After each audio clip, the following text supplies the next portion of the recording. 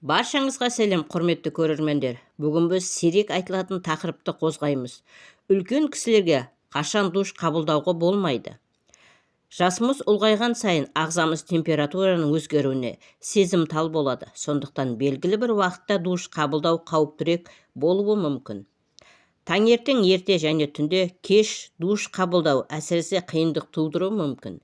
Неге дейсіз ғой? Себебі бұл уақытта дене температурамыз әдетте төмен болады. Ал ыстық душ оны кенеттен көтеріп жіберуі мүмкін.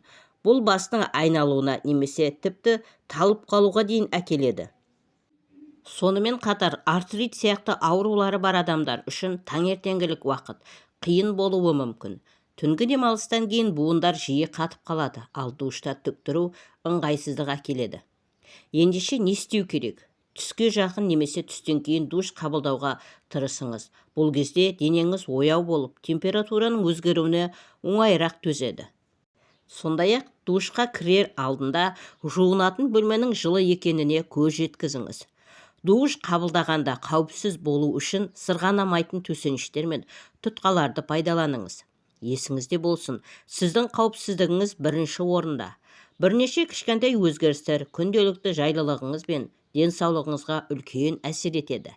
Бізбен бірге болғандарыңызға үлкен рахмет. Осымен видеомыз аяқталды. Дендеріңіз сау болсын. Келесі видеода кездескенше аман сау болыңыздар. Егер ақпаратымызды пайдалы деп тапсаңыздар, арнаға тіркеліп лайк басып, пікір қалдырып қоңыраушаны баса кетуді ұмытпаңыздар. Дендеріңіз сау болсын. Ақпаратымыз пайдаларыңызға жарасын.